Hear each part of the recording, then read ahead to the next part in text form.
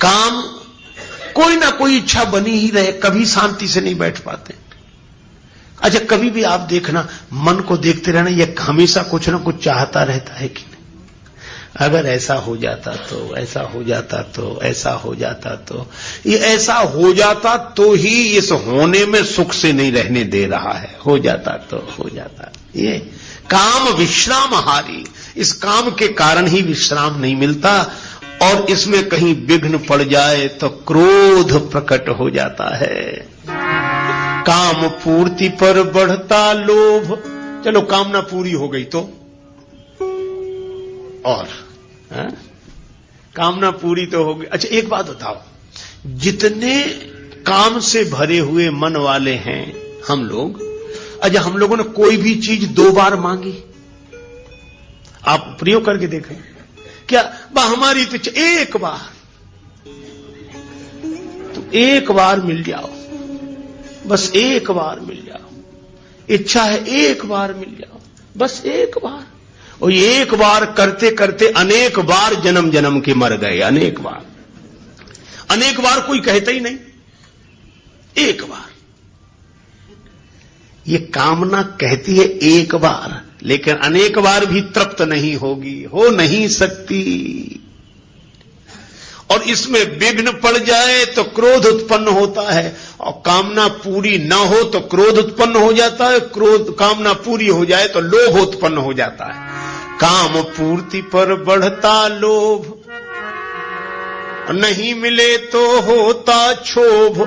क्रोध अग्नि में जीवन को मत व्यर्थ जलाना रे, मुसाफिर चलते जाना रे, मुसाफिर चलते जाना रे।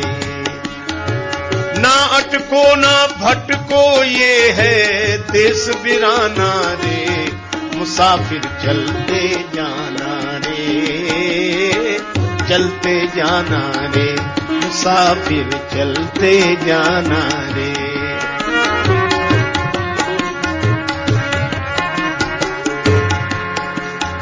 लेकिन अब एक कठिनाई है, हम आपको जो समझा रहे हैं पहली बार नहीं समझा रहे हैं, और आप भी पहली बार नहीं समझ रहे हैं।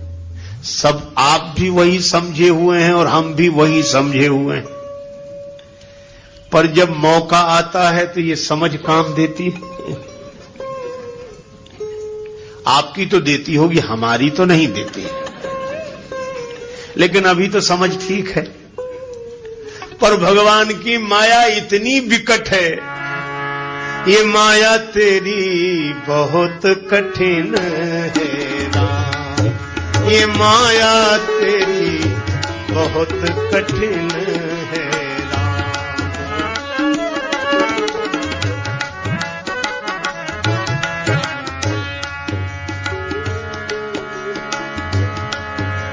दुख में सुख दिखला के बनाती, दुख में सुख दिखला के बनाती, बड़ों बड़ों को गुलाम बहुत कठिन है राम, ये माया तेरी बहुत कठिन है राम,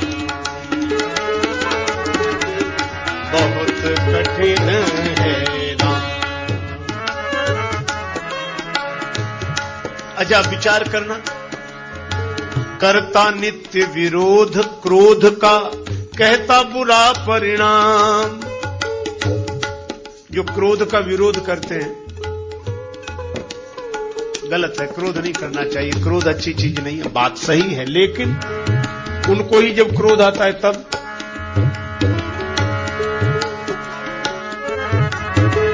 होता क्रोधित स्वयं तो होती वाणी बिना लगाम, ये माया तेरी बहुत कठिन है राम, ये माया तेरी बहुत कठिन है राम।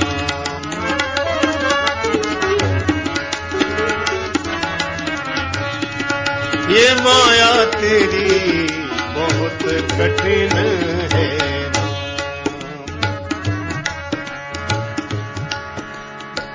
रक्त मांस हड्डी के ढेर पर मढ़ा हुआ है चाम, रक्त मांस हड्डी के ढेर पर चढ़ा हुआ है चाम। सभी जानते हैं, लेकिन देख उसी की सुंदरता, देख उसी की सुंदरता, हो जाती नींद हराम। ये माया तेरी बहुत कठिन है राम, ये माया तेरी बहुत कठिन है राम,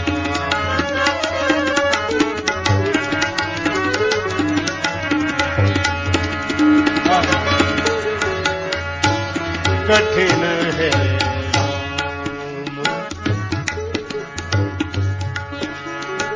मृत्यु देखता है औरों की रोज सवेरे शाम, भवन बनाता ऐसे जैसे हरदम यहाँ मुकाम। ये माया तेरी बहुत कठिन है राम, ये माया तेरी बहुत कठिन है, बहुत कठिन है राम। राजेश्वर प्रभु तुम करुणानिधि, मायापति है नाम। राजेश्वर प्रभु तुम करुणानिधि, मायापति है नाम।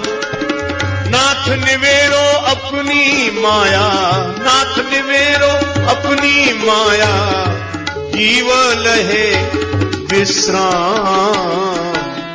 बहुत कठिन है राम, ये माया तेरी बहुत कठिन है, ये माया तेरी बहुत कठिन है, ये माया तेरी बहुत कठिन है राम। इसलिए जानने के बाद भी जिसके कुप्रभाव से हम मुक्त ना हो पाए, जिस वजह से उसी का नाम माया है। सो दासी रघुवीर के समझे मिथ्या सोपी, हम समझ गए कि मिथ्या है, तीन काल में नहीं है, पर छूट न राम कृपा बिन नाथ कहूं पद रोप। कागभूषण जी कहते हैं, गरुड़ जी मेरा अनुभव है, निज अनुभव अब कहूं खगेशा, बिनु हरि भजन न जाहि कलेशा। इन क्लेशों से और विकारों से मुक्त होना पुरुषार्थ का परिणाम नहीं है, प्रसाद का परिणाम है, किसी का कृपा प्रसाद का परिणाम है। इसीलिए तुलसीदास जी कहते हैं कि मैं जानता हूं कि ये क्लेश हैं और ये विकार हैं, पर जानकर भी मैं इनसे मुक्त नहीं हो पा रहा हूं। इसलिए दीन होकर हनुमान जी महाराज मैं आपकी शरण में आया हूं, इसलिए आप कृपा करो। क्या बोले, इन क्लेश और विकारों से मैं तो मुक्त नहीं हो पा रहा हूं, पर आप बल बुद्धि विद्या देहु मोही। लेकिन ये बल बुद्धि विद्या मिलने के बाद भी ऐसा ना हो कि जीवन वैसा ही बना रहे, तो और क्या करें? कहरहु कलेश विकार, हमारे क्लेशों को और विकारों को दूर करें। ऐसी तुलसीदास जी ने प्रार्थना की हनुमान जी से, हरहु कलेश विकार। गुलाब के फूल के मूल में, उसकी डाली में भौरा रुक ही रहा। गुलाब के फूल झड़ गए, पत्तियां गिर गईं। किसी ने भौरे से कहा कि जाओ। भौरा बोला, यही आशा अटक्यो रहो, अली गुलाब के मूल, हुई है बहुरी बसंत ऋतु इन डारन बेफूल। फिर खिलेंगे गुलाब, हम डाली तो छोड़कर नहीं जाते। ये मोह। कमल संपुटित होने लगा, कमल के बंद होने का समय आया। भौरा फिर भी बाहर नहीं निकला, भ्रमर नहीं निकला, उसी में कैद हो गया। किसी ने कहा तुम तो काठ को चीर कर निकल जाते हो, कमल के कोमल पत्ते को चीर कर निकल जाओ। बोले निकलने की जरूरत क्या है, सवेरा होगा, सूर्योदय होगा, कमल खिलेगा, फिर पराग का पान करेंगे। अहो मोह महिमा बलवाना। और तब तक सूर्योदय होने के पूर्व ही एक मतवाला हाथी आया, उस कमल को मूल सहित तोड़ कर ले गया, खा गया। भौरे का जीवन भी समाप्त हो गया। इसी तरह मोही मन यह सोचता है कि अटके रहो, अटके रहो, फिर रस लेने के लिए अटके रहो, अटके रहो, तब तक काल का मतवाला हाथी आकर जीवन ही नष्ट कर देता है। ये मोह। मत्सर दूसरे से ईर्षा, मद माने अभिमान। जो मिला है, देखो अभिमान कब आता है, मिली हुई चीजों पर ध्यान जाता है तो अभिमान आता है, मिली हुई विशेषताओं पर ध्यान जाता है तो अभिमान आता है, और देने वाले पर जब ध्यान जाता है तो अभिमान चला जाता है, फिर भगवान दिखाई देते हैं, अभिमान नहीं। मद, मत्सर दूसरे से ईर्षा, अपनी तरफ कम ध्यान, दूसरे की तरफ ज्यादा। अपना दुख उतना दुख नहीं है जितना कि दूसरे का सुख नहीं देखा जा रहा है। मत्सर, मोह, मद। और इसी तरह काम क्रोध लोभ, चार ये काम क्रोध लोभ मोह चार, मद मत्सर, ये 6 विकार हैं। लोभ है, जो मिला है वह छूटे नहीं कभी, यह लोभ है। अच्छा देखो, लोभ और लालच में अंतर है। दूसरे का मिल जाए ये लालच है, लेकिन लोभी कौन, बोले दूसरे का मिले चाहे न मिले पर हमारा न जाए, ये लोभ है। अच्छा एक बात बताओ, हनुमान चालीसा में तो हनुमान जी की महिमा ही गाई गई, पर वर्णौ रघुवर विमल जस। कह रहे हैं मैं राम जी का पवित्र यश वर्णन कर रहा हूं, राम जी का यश वर्णन कर रहे हैं और महिमा हनुमान जी की गा रहे हैं। क्यों? तुलसीदास जी बोले मैं हनुमान जी का स्वभाव जानता हूं, वैसे आएंगे ही नहीं बुलाने पर। एक ही है कारण उन्हें बुलाने का, ये कहो वर्णौ रघुवर विमल जस। हम राम जी के गुण गा रहे हैं, राम जी का पवित्र यश गाना चाहते हैं तो हनुमान जी तुरंत आ जाएंगे। क्यों आ जाएंगे? क्योंकि रामचरित सुनीवे को रसिया, रामचरित सुनीवे को रसिया, राम लखन सीता मन बसिया, राम लखन सीता मन बसिया, राम लखन सीता मन बसिया। वर्णौ रघुवर, और राम जी का नाम दिया यहां रघुवर। रघु के कुल में जो सबसे अधिक श्रेष्ठ हुए हैं रघुवर, रघुवंश में जो श्रेष्ठ, ऐसे श्री राम जी का यश वर्णन करो। अच्छा यश कैसा है? विमल यश। राम जी का यश निर्मल है। तुलसीदास जी ने एक जगह लिखा रामचरितमानस में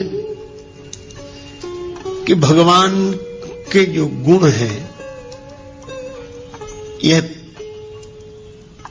पवित्र धागा है। जुगुत वेद पुण्य पोई हई रामचरित वर ताग। वर माने श्रेष्ठ, ताग माने तागा, धागा। और कवियों की कविता हो ये कवि तो मुक्ता मणि चारु, कवियों की कविता मोती है। किसी ने तुलसीदास जी से कहा कि यह उपमा तो बड़ी विचित्र है, मोती कीमती होता कि धागा? तुलसीदास जी बोले कीमती तो मोती होता है। तो बोले कवियों की कविता कीमती है कि राम जी का चरित्र? तुलसीदास जी बोले राम जी का चरित्र। राम तुम्हारा चरित्र स्वयं ही काव्य है, कोई कवि बन जाए सहज संभाव्य है। मैत्री श्रवण गुप्त जी की यह पावन पंक्तियां सचमुच राम जी के चरित्र की ही विशेषता है। ठीक है, तो कवियों की कविता को मोती क्यों बनाया आप? राम जी के चरित्र के प्रेरक प्रसंगों को मोती बनाते और कवियों की जो श्रृंखला आई है कविता की उसको धागा बनाते। तुलसीदास जी बोले हमने जानबूझकर नहीं बनाया। क्यों? बोले मोती भले ही कीमती हो, लेकिन मोती की माला बनानी पड़ेगी तो मोती में छिद्र करना पड़ेगा।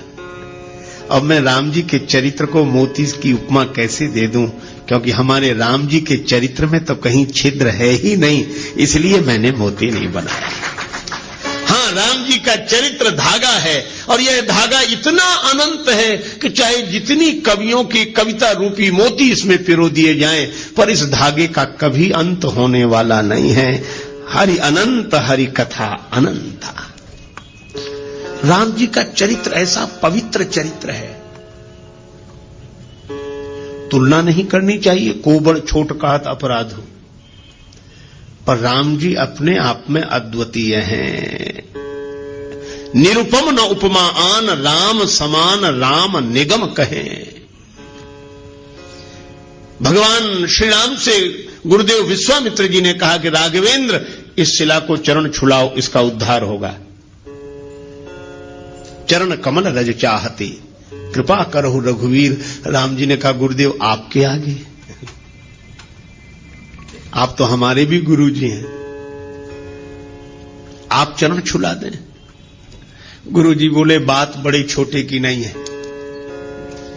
मैं तुम्हारा गुरु हूं, मेरी बड़ी महिमा है, तुमसे भी बड़ी महिमा है, लेकिन अपने अपने विभाग की बात होती है।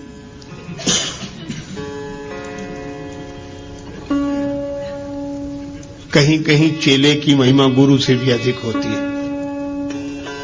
राम जी बोले सो कैसे? आपने तो मुझे भी ज्ञान दिया है। बोले बात ज्ञान की नहीं है राम, सुनो। क्या कहा कि अहिल्या का जो पतन हुआ है यह भ्रमवश इंद्र को गौतम के रूप में स्वीकार करने से चरित्र से पतन हुआ, चरित्र चला गया, और चरित्र से जो गिर गया हो उसका उद्धार कौन करे? तब गुरु जी ने कहा कि चरित्र से जो गिर गया उसका उद्धार उसकी चरण धूलि कर सकती है जो चरित्र से कभी न गिरा हो। और राम इस दृष्टि से देखें तो एकमात्र तुम ही हो और कोई नहीं है। क्यों? मन में विकार आ जाता है, पर हम ज्ञान वैराग्य विचार के बल पर संभल जाते हैं। पर राम तुम तो ऐसे हो कि मुझे अतिशय प्रतीत मन केरी, जागृत की कौन कहे जही सपलिहु पर नारी नहेरी। ऐसा विमल चरित्र, पवित्र चरित्र तो केवल श्री राम का है।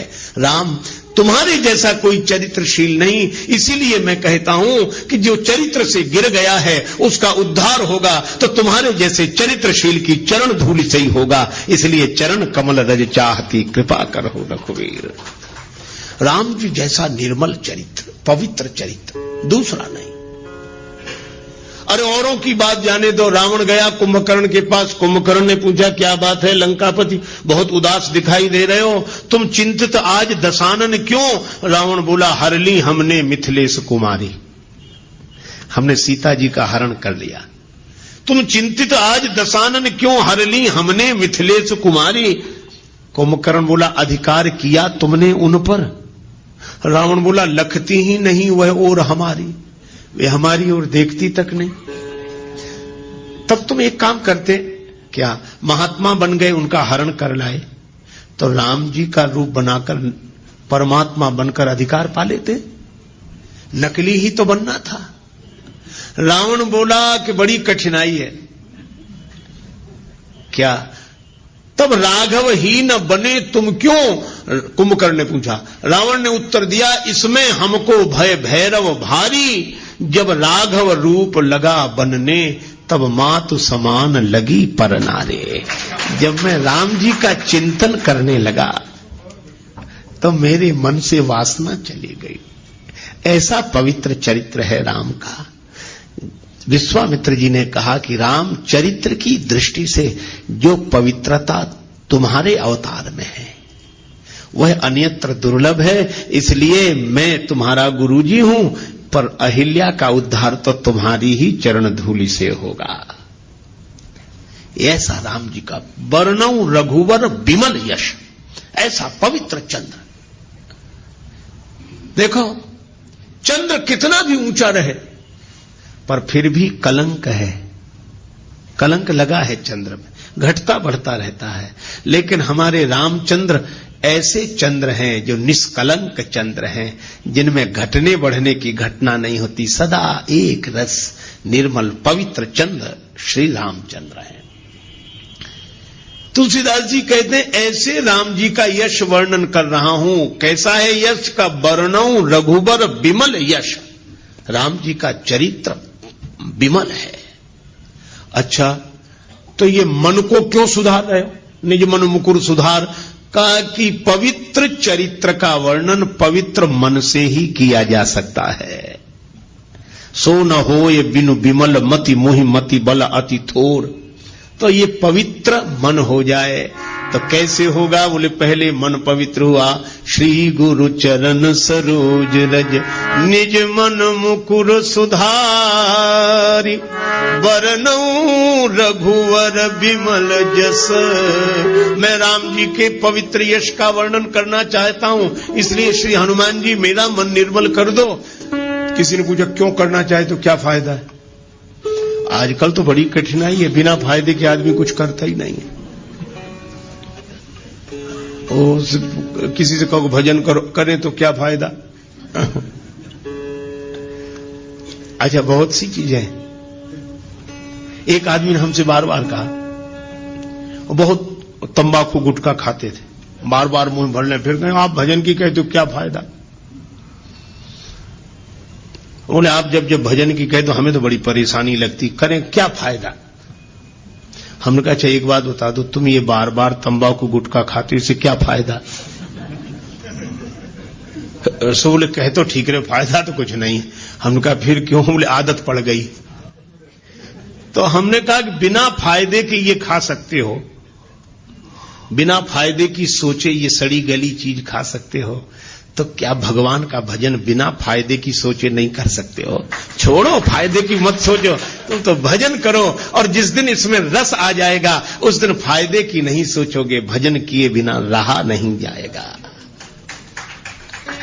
लेकिन इसका यह अर्थ नहीं कि फायदा होगा नहीं, जरूर होगा, लेकिन फायदे की तरफ मन मत ले जाओ। तुलसीदास जी से किसी ने पूछा कि आप राम जी का विमल यश गा रहे हैं, क्या फायदा, क्या मिलेगा? तुलसीदास जी बोले क्या नहीं मिलेगा? जो दायक फल चार, ये चार फल प्रदान करेगा, धर्म अर्थ काम और मोक्ष। राम जी का चरित्र गाने वाला। देखो जब व्यक्ति बोलता है ना, दिमाग से बोलता है, कोई बात कहता विचार दिमाग से, लेकिन जब कोई गीत गाता है तो दिल से। ये गीत हृदय के अधिक समीप है, विचार बुद्धि के समीप है। तो जब कोई गाता है तो हृदय से।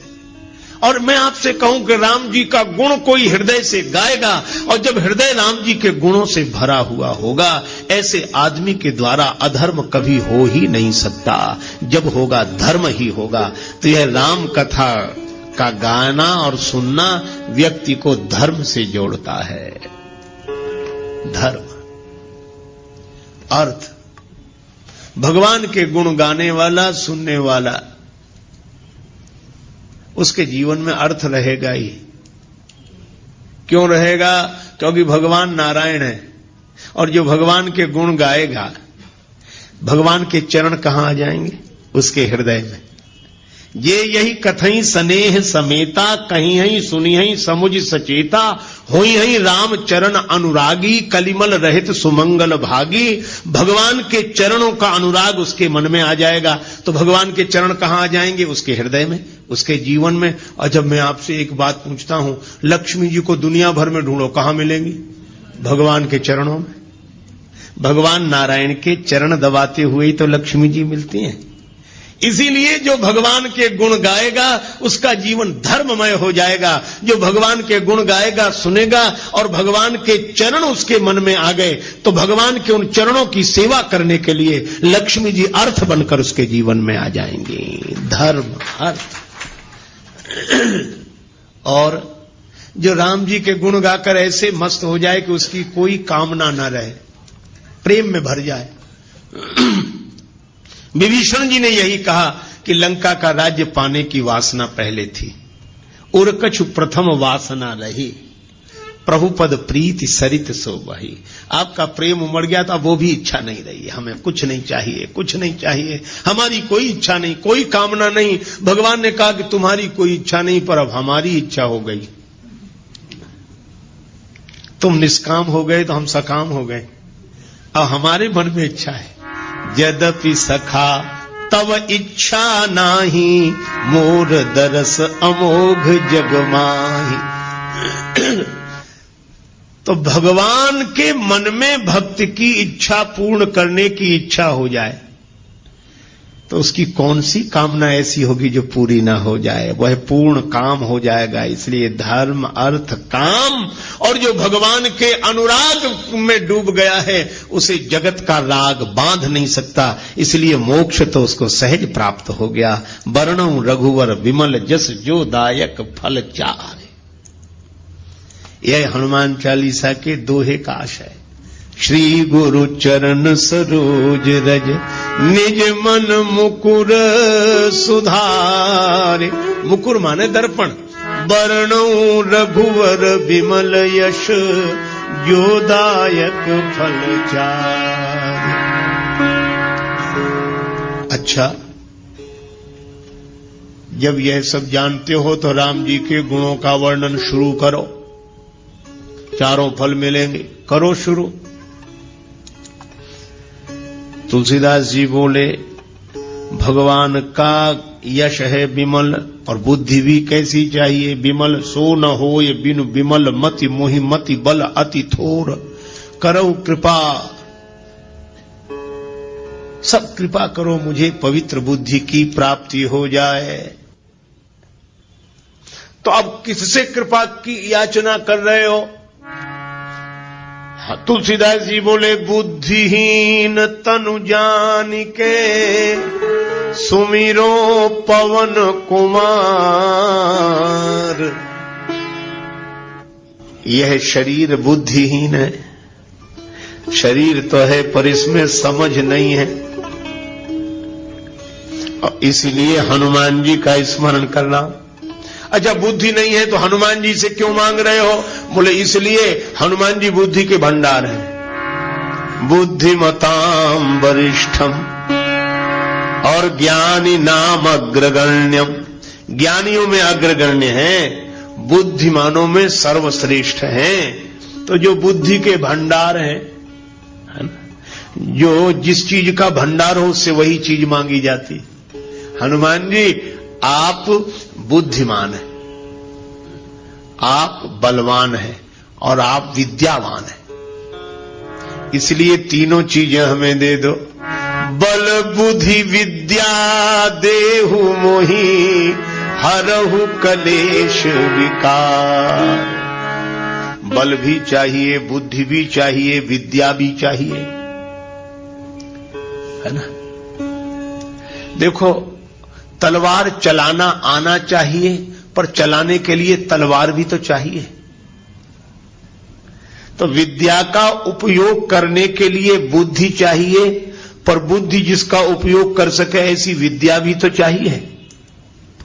तो बुद्धि और विद्या दोनों।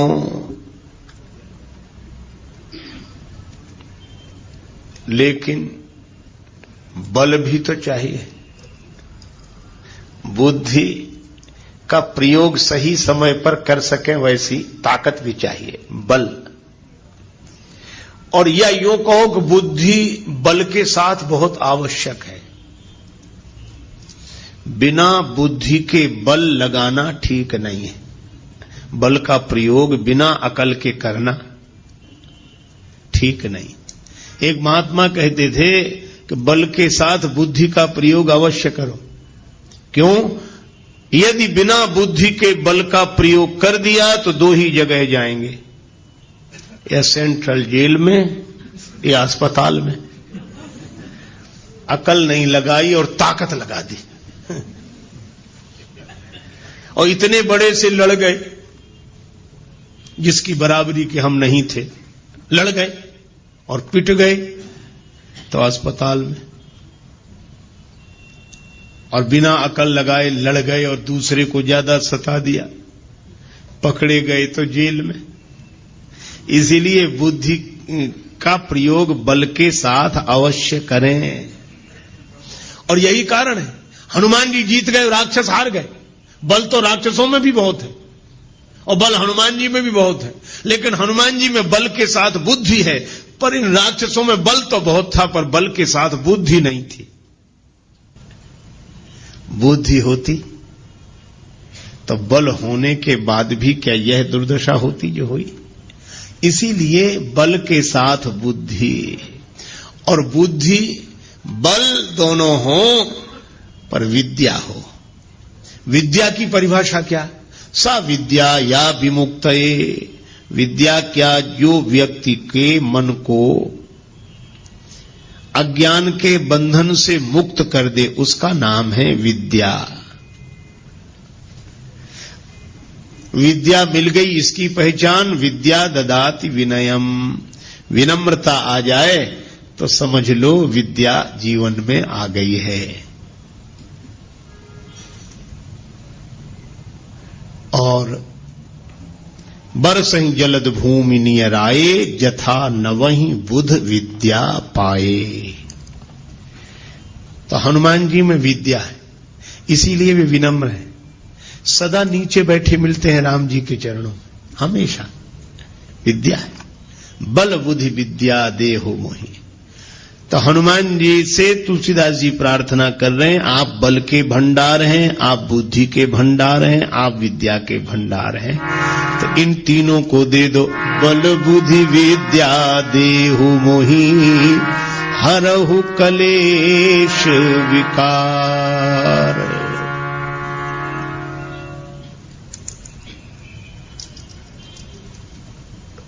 देखो, कलेश दूर हो जाए। राग द्वेष ये कलेश है। अभिनिवेश, अस्मिता, अविद्या, अविद्या, अस्मिता, अभिनिवेश, राग द्वेष, यह 5 क्लेश हैं योग शास्त्र के अनुसार। ये क्लेश मिट जाएं, विद्या होगी तो अविद्या नहीं होगी, विनम्रता होगी तो अस्मिता नहीं होगी, वैराग्य होगा तो अभिनिवेश नहीं होगा, और ज्ञान वैराग्य जब होंगे तो न राग होगा न द्वेष होगा। ये 5 क्लेश मिट जाएं। बल बुद्धि विद्या देहु मोहि, हरहु कलेश और विकार, काम क्रोध मोह, लोभ मोह मद मत्सर, ये 6 विकार हैं, 6 विकार हैं। काम क्रोध लोभ मोह मद मत्सर। मत्सर का अर्थ है दूसरे से ईर्ष्या करना, मत्सर। मद का अर्थ है अभिमान। मोह का अर्थ है एक ही जगह रुके रह जाना, अटक जाना। देखो, कभी आपने देखा ना किसी गीत की रिकॉर्ड बज रहा हो, ऐसे सुई चलती है उस पर, ग्रामोफोन पर, तो कभी कभी हम लोग बचपन में देखते उसकी सुई एक जगह अटक जाती थी तो उतना गाती रहती थी। किसी को अच्छा नहीं लगा, अरे बंद करो ये, तो तुरंत ठीक करता था। मैं आज भी देखता हूं, मोह का अर्थ यही है कि जिसकी सुई एक ही जगह अटक जाए वो उतना ही गाना, उतना ही निकले, उतना ही अटक जाना। गीत चलता रहे है ठीक है, लेकिन अटक जाना, जो अटका वही भटका। तो अटको मत, चलते चलो। हम तो हमारी मस्ती में झूमते चले हैं। ये मोह है, अटक जाना। देखो,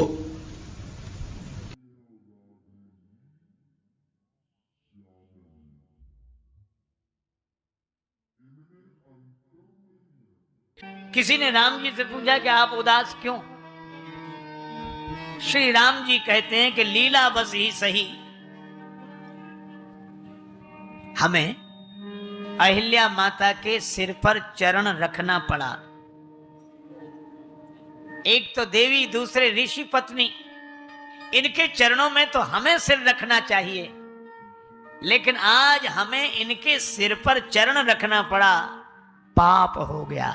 यह है राम जी की सोच, पाप हो गया। हम लोगों की सोच मानो,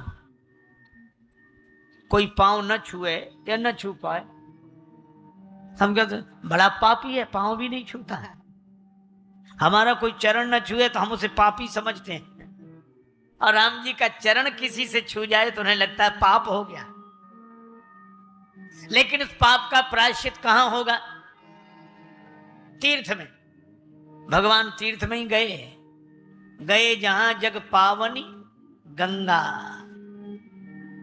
लेकिन भैया बड़ी अच्छी बात है, सारे जगत में किए गए पाप तीर्थों में धुल जाते हैं, लेकिन तीर्थ के किए हुए पाप कहीं नहीं धुलते।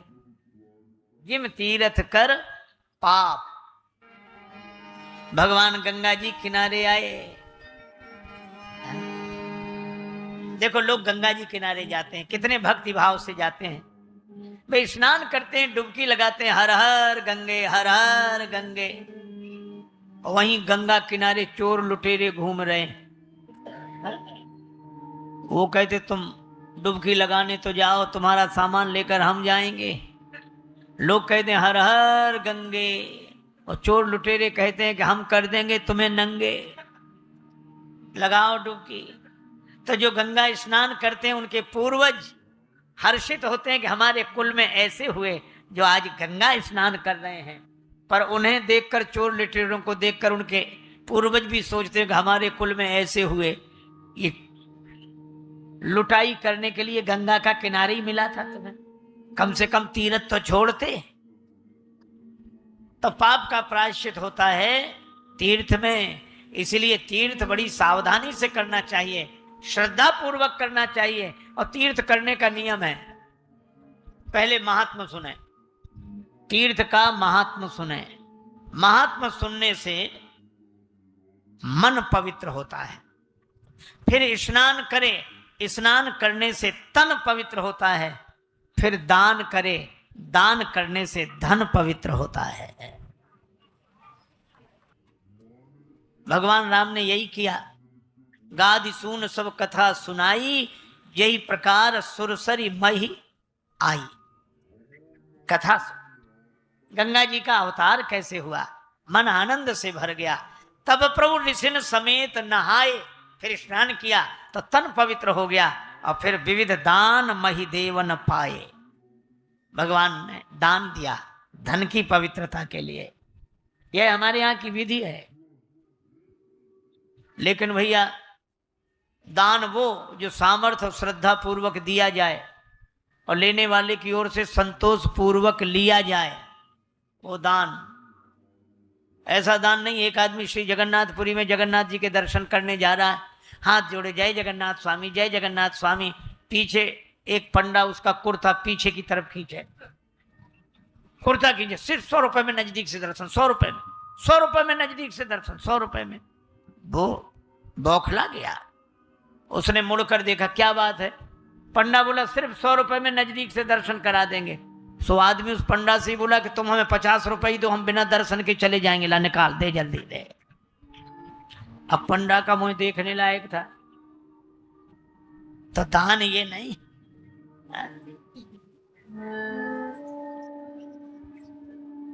अच्छा, वैसे भी देखो, दान की महिमा तो है कि नहीं? अच्छा चलो, मैं एक बात पूछता हूं, हमारे एक संत कहा करते थे, उनकी बात मुझे याद आ गई। वो कहते थे कि आपने दान दिया है ना, तो पहले ये सोचो कि हमने दिया पहले है कि हमें मिला पहले है। बोलो, अगर पहले मिला ना होता तो देते कहां से? पहले मिला है, बाद में दिया है। अच्छा एक बात और बताओ, मिला ज्यादा है कि दिया ज्यादा है?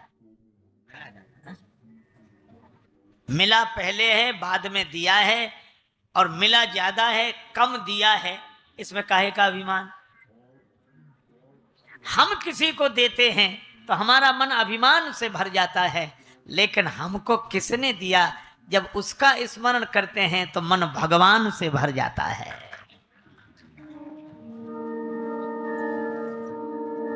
एक बार सभा में घोषणा हुई कि दान करो।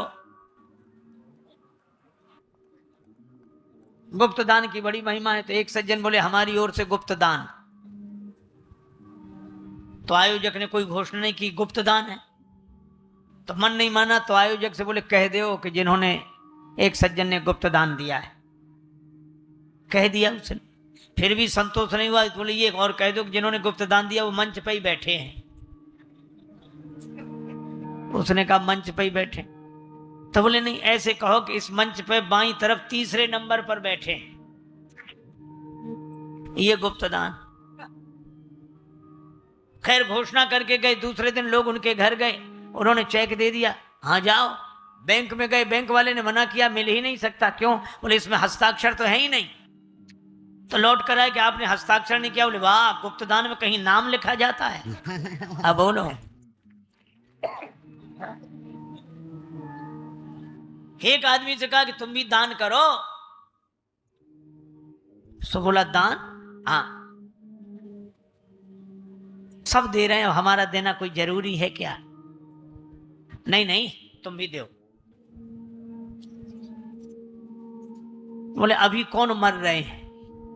कई लोग इसीलिए बैठे रहते, अभी कौन मर रहे हैं, फिर जब मरने लगेंगे तब दान करेंगे, मरने लगेंगे तब दान करेंगे। वो तब के लिए क्यों बैठे हो? बोले इसलिए, तभी दान करेंगे। इधर दिया उधर पहुंचे, इधर दिया उधर पहुंचे, अभी से दे दें, हिसाब किताब गड़बड़ हो जाए, फाइल इधर की उधर हो जाए, उसी समय ठीक रहेगा। लोग हंसते थे, तब दे पाओगे? क्यों नहीं, इतना तो हमने अपने हाथ में कर रखा है। अच्छा कई लोग कहते वो तो हमारे हाथ में, उनकी चिंता मत करो, ये तो हमारे हाथ में। मैं कहता हूं भगवान की कृपा से आपके हाथ में सब कुछ रहे, लेकिन कभी आपने सोचा क्या आपका हाथ आपके हाथ में है? उस व्यक्ति ने मकान की दीवार तुड़वा कर धन रखवा दिया, ऊपर से सीमेंटेड करा दिया, जब मौका लगेगा निकाल कर दान दे देंगे। मित्र कहते क्यों? हमारे हाथ में। बुढ़ापा है, अरे हमारे हाथ में। एक दिन भगवान की ऐसी लीला, ऐसी बीमारी हुई उसे, हाथ चले नहीं और मुंह से बोल ना पावे। मित्रों ने कहा बड़े दुख की बात है, कहाँ है वो धन तुम्हारे हाथ से दान करा दें। सो दीवाल की तरफ ऐसे इशारा करे, ऐसे, उसका मतलब दीवाल से खोद कर निकाल ले और दान करा दो। वो ऐसे ऐसे करे, ऐसे। मित्र समझ ना पाए, पर उसके बेटों को सब पता था। तो बेटों से पूछा कि क्या ये दीवाल की तरफ इशारा क्या करते हैं? बेटों ने सोचा कि बाप तो जा ही रहा है, धन काहे को जाए। सब बेटे बड़े रुआ से होकर बोले कि पिताजी ये कह रहे हैं कि देने के लिए बचा कहाँ है, जो था सब इसमें लग गया, इसमें लग गया, इसमें काम नहीं आ सका।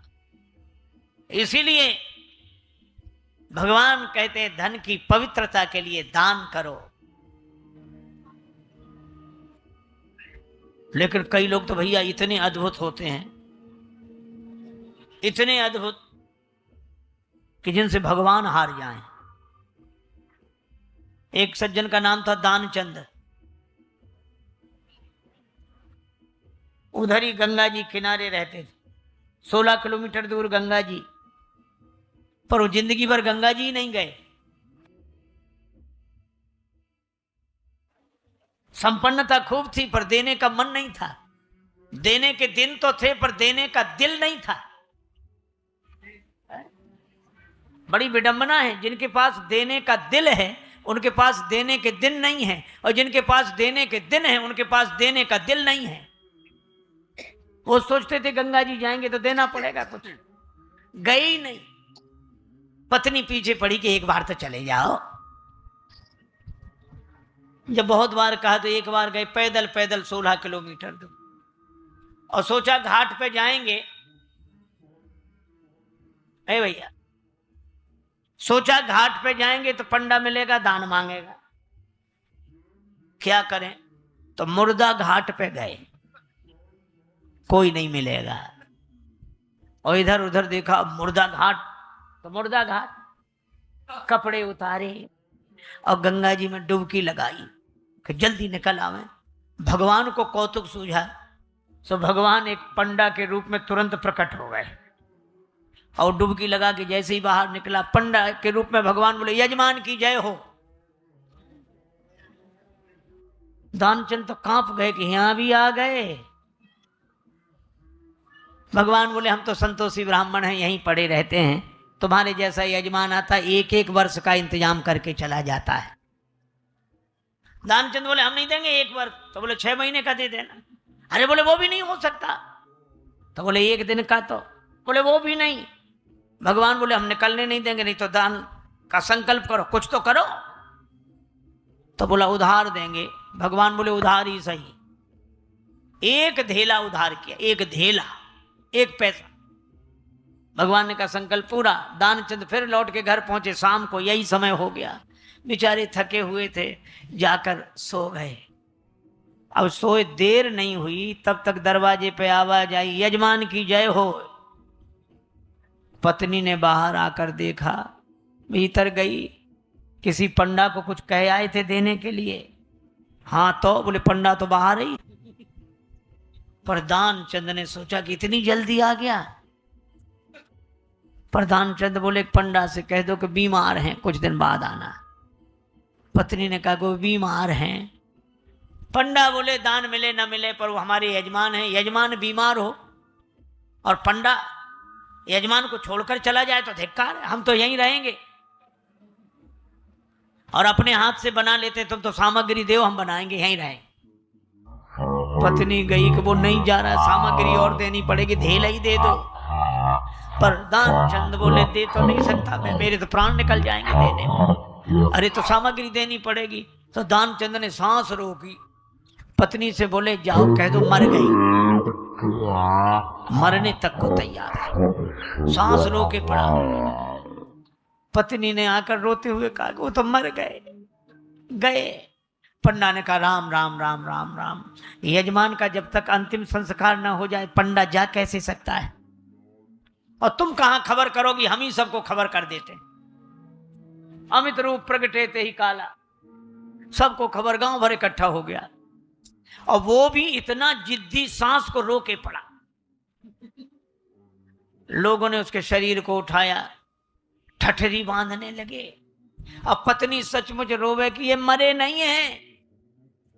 वो जोर जोर से रो रो कहेगी ये मरे नहीं हैं। और गांव वाले कहें ये तुम्हारा बहन, ये तो तुम्हारा मोह है, जाने वाला तो गया। और वो कहे ये नहीं मरे, हम जानते नहीं मरे, अपने मोह को दूर करो। आता है वो तो जाता ही है, वे तो गए। अब वो कहे कि ये सांस रोके हैं, नहीं मरे, हम कह रहे हैं। सांस ऐसे थोड़ी रुकती है, सांस तो किसी और के हाथ में, वे तो गए। अब बांध लिया जबरदस्ती। भगवान पीछे पीछे और उसकी शव यात्रा निकली। भगवान भी मन में सोचने लगे कि अरे गजब, इससे तो हम भी हार गए। जब उसको चिता पर रखा, आग लगने वाली थी, भगवान ने कहा हम उनके पंडा हैं, यजमान के कान में कुछ कहेंगे। सो भगवान ने कान में मुंह लगाया और बोले हम ही हार गए, आया हूं बैकुंठ से तुम हित नाता जोड़। हम बैकुंठ से आए तुमसे नाता जोड़कर। सो पंडा ने सोचा भगवान आए। पंडा ने कहा कि हम भगवान है, तुमसे नाता जोड़कर आए। सो दानचंद ने आंख खोली कि भगवान है। और जो आंख खोली सो देखा वही पंडा। सो फिर आंख बंद कर ली। भगवान ने कहा हम हार गए, मांग ले वरदान कछ, कुछ वरदान मांग लो। दानचंद बोले बस धेला दीजिए छोड़, और कुछ नहीं है। अरे भाई धन को पवित्र करें, बही कैसे गंगा लहर धीरे धीरे, बही कैसे गंगा लहर धीरे धीरे, बही कैसे गंगा लहर धीरे धीरे, बही कैसे गंगा लहर धीरे धीरे, बही कैसे गंगा लहर धीरे धीरे, बही कैसे गंगा लहर धीरे धीरे, हरिद्वार में कैसी शोभा से माता, हरिद्वार में कैसी शोभा से माता, पहाड़ों से आई उतर धीरे धीरे, पहाड़ों से आई उतर धीरे धीरे, वही कैसे गंगा लहर धीरे धीरे, वही कैसे गंगा लहर धीरे धीरे, पहाड़ों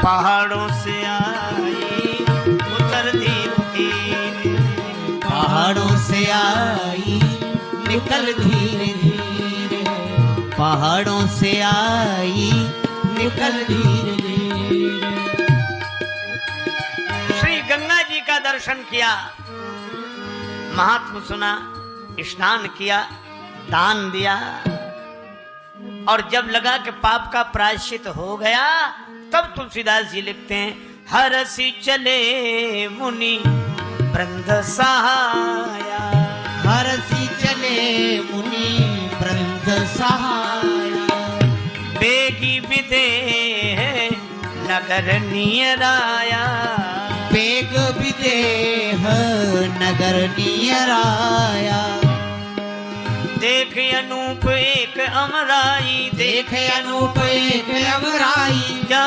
सुहाई।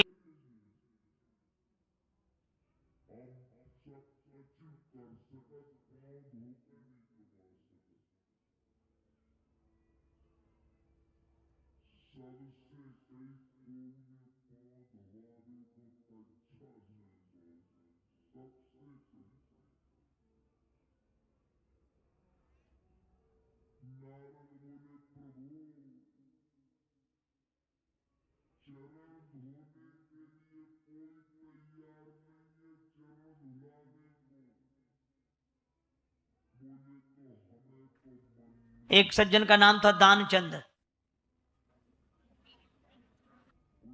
उधर ही गंगा जी किनारे रहते थे, 16 किलोमीटर दूर गंगा जी, पर वो जिंदगी भर गंगा जी नहीं गए। संपन्नता खूब थी पर देने का मन नहीं था, देने के दिन तो थे पर देने का दिल नहीं था। बड़ी विडंबना है, जिनके पास देने का दिल है उनके पास देने के दिन नहीं है, और जिनके पास देने के दिन है उनके पास देने का दिल नहीं है। वो सोचते थे गंगा जी जाएंगे तो देना पड़ेगा कुछ, गए ही नहीं। पत्नी पीछे पड़ी कि एक बार तो चले जाओ। जब बहुत बार कहा तो एक बार गए, पैदल पैदल 16 किलोमीटर दूर, और सोचा घाट पे जाएंगे। ए भैया, सोचा घाट पे जाएंगे तो पंडा मिलेगा, दान मांगेगा, क्या करें? तो मुर्दा घाट पे गए, कोई नहीं मिलेगा। और इधर उधर देखा, अब मुर्दा घाट, तो मुर्दा घाट, कपड़े उतारे और गंगा जी में डुबकी लगाई कि जल्दी निकल आवे। भगवान को कौतुक सूझा, सो भगवान एक पंडा के रूप में तुरंत प्रकट हो गए, और डुबकी लगा के जैसे ही बाहर निकला, पंडा के रूप में भगवान बोले, यजमान की जय हो। दानचंद तो कांप गए कि यहां भी आ गए। भगवान बोले हम तो संतोषी ब्राह्मण हैं, यहीं पड़े रहते हैं, तुम्हारे जैसा यजमान आता 1-1 वर्ष का इंतजाम करके चला जाता है। दानचंद बोले हम नहीं देंगे 1 वर्ष। तो बोले 6 महीने का दे देना। अरे बोले वो भी नहीं हो सकता। तो बोले 1 दिन का। तो बोले वो भी नहीं। भगवान बोले हम निकलने नहीं देंगे, नहीं तो दान का संकल्प करो, कुछ तो करो। तो बोला उधार देंगे। भगवान बोले उधार ही सही। 1 धेला उधार किया, 1 धेला, 1 पैसा। भगवान ने कहा संकल्प पूरा। दानचंद फिर लौट के घर पहुंचे। शाम को यही समय हो गया, बेचारे थके हुए थे, जाकर सो गए। अब सोए देर नहीं हुई, तब तक दरवाजे पे आवाज आई, यजमान की जय हो। पत्नी ने बाहर आकर देखा, भीतर गई, किसी पंडा को कुछ कह आए थे देने के लिए। हाँ तो बोले पंडा तो बाहर ही। पर दानचंद ने सोचा कि इतनी जल्दी आ गया। प्रधानचंद बोले पंडा से कह दो कि बीमार हैं, कुछ दिन बाद आना। पत्नी ने कहा वो बीमार हैं। पंडा बोले दान मिले न मिले पर वो हमारे यजमान हैं, यजमान बीमार हो और पंडा यजमान को छोड़कर चला जाए तो धिक्कार है, हम तो यहीं रहेंगे और अपने हाथ से बना लेते, तुम तो सामग्री दो हम बनाएंगे, यहीं रहें। पत्नी गई कि वो नहीं जा रहा, सामग्री और देनी पड़ेगी, धेला ही दे दो। पर दानचंद बोले दे तो नहीं सकता मैं, मेरे तो प्राण निकल जाएंगे देने में। अरे तो सामग्री देनी पड़ेगी। तो दानचंद ने सांस रोकी, पत्नी से बोले जाओ कह दो मर गई। मरने तक को तैयार है, सांस रोके पड़ा। पत्नी ने आकर रोते हुए कहा वो तो मर गए। पंडा ने कहा राम राम राम राम राम। यजमान का जब तक अंतिम संस्कार न हो जाए पंडा जा कैसे सकता है, और तुम कहां खबर करोगी, हम ही सबको खबर कर देते। अमित रूप प्रगटे ते ही काला, सबको खबर, गांव भर इकट्ठा हो गया। और वो भी इतना जिद्दी, सांस को रोके पड़ा। लोगों ने उसके शरीर को उठाया, ठठरी बांधने लगे। अब पत्नी सचमुच रोवे कि ये मरे नहीं हैं। वो जोर जोर से रो रो कहेगी ये मरे नहीं हैं। और गांव वाले कहें ये तुम्हारा बहन, ये तो तुम्हारा मोह है, जाने वाला तो गया। और वो कहे ये नहीं मरे, हम जानते नहीं मरे, अपने मोह को दूर करो। आता है वो तो जाता ही है, वे तो गए। अब वो कहे कि ये सांस रोके हैं, नहीं मरे, हम कह रहे हैं। सांस ऐसे थोड़ी रुकती है, सांस तो किसी और के हाथ में, वे तो गए। अब बांध लिया जबरदस्ती। भगवान पीछे पीछे और उसकी शव यात्रा निकली। भगवान भी मन में सोचने लगे कि अरे गजब, इससे तो हम भी हार गए। जब उसको चिता पर रखा, आग लगने वाली थी, भगवान ने कहा हम उनके पंडा हैं, यजमान के कान में कुछ कहेंगे। सो भगवान ने कान में मुंह लगाया। अब बोले हम ही हार गए, आया हूं बैकुंठ से तुम हित नाता जोड़। हम बैकुंठ से आए तुमसे नाता जोड़कर। सो पंडा ने सोचा भगवान आए। पंडा ने कहा कि हम भगवान है, तुमसे नाता जोड़कर आए। सो दानचंद ने आंख खोली कि भगवान है, और जो आंख खोली सो देखा वही पंडा। सो फिर आंख बंद कर ली। भगवान ने कहा हम हार गए, मांग ले हूं वरदान कछ, कुछ वरदान मांग लो। दानचंद बोले बस धेला दीजिए छोड़, और कुछ नहीं है।